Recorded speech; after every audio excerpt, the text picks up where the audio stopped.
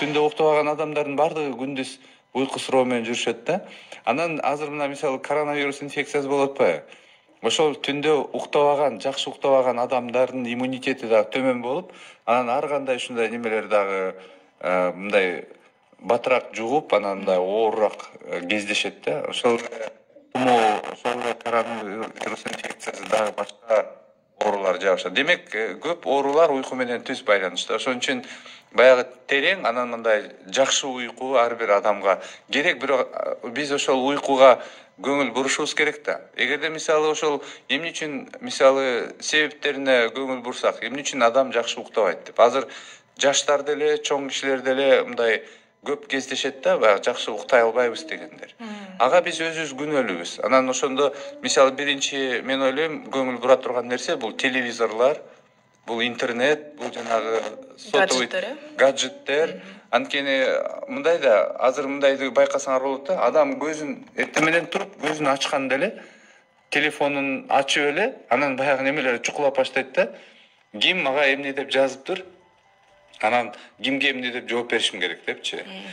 Түндө уктап атканда дагы көпчүлүк адамдар телефонун чукулап укташат да. Демек, ушул жанагы телефон, интернет, жанагындай телевизор, анан ар кандай башка дагы ушундай бир адамдын баягы нерв системасына, адамдын мээсине мындай таасир эте турган ар кандай маалыматтар, эмоцияга алып келе турган, көп учурда мындай капалыкка алып келе турган, мындай кандайдыр бир мындай көңүлүн баягы мындай жакшы акыбалга алып келбей турган ушундай маалыматтар адамды мындай уйкусун бузат да. Албетте ал адам жакшы уктай албайт.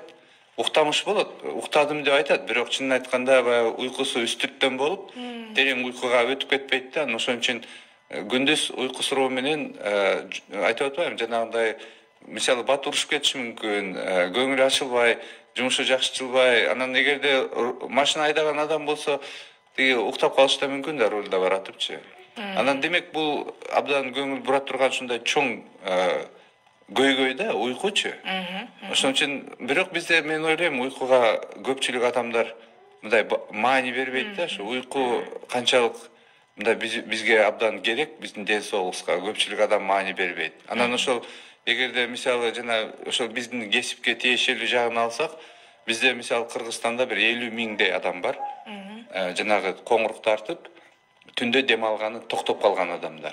Ошол 50 миң адамдын мисалы мындайча карап көрсөк, болгону эле мүмкүн 1% мындай көзөмөлгө алынып, каттоодон өтүп, мындай бир дарыланып атат десек болот да. Анткени ошол жанагы коңурук тартып, анан түндө мисалы жакшы уктабаган, түндө дем алганы токтоп калган адамдар, булар мындай көпчүлүгү мындай оор акыбалдагы адамдар да. Анан булар албетте өздөрүнүн дагы мындай жашоосу сапаты жакшы эмес, ден соолугу начар, көп оорулар кездешет. Жана мен айтып кеткен жүрөк оорулары, кан диабет оорулары. Андан тышкары, эгерде машина айдаса, анда бул деген тегеректеги башка адамдарга дагы чоң коркунуч да. Мисалы, жанагы айдоочунун күбөлүгүн алган учурда, ошол жанагы биздин ГАИ кызматкерлери, ошол жанагы жол коопсуздук деп коебу кызматкерлери. Сөзсүз түрдө мен ойлойм, ар бир жанагы айдоочу күбөлүк алган жаран текшерүүдөн өтүш керек да. Жанагы уйкусу кандай, анан ошол түндө уктап атканда мындай жана дем алганы токтогон, же болбосо уйкусу мындай толук болбогон ушундай оорулар барбы же жокпу.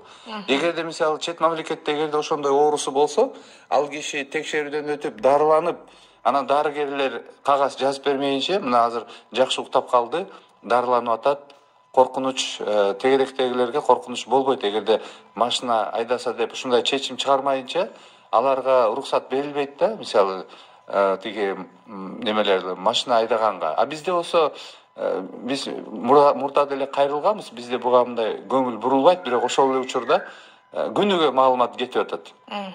Бул жерден машина кагышып кетти, мынча адам көз жумду, мындай болду деген окуя мына кече эле мен окудум.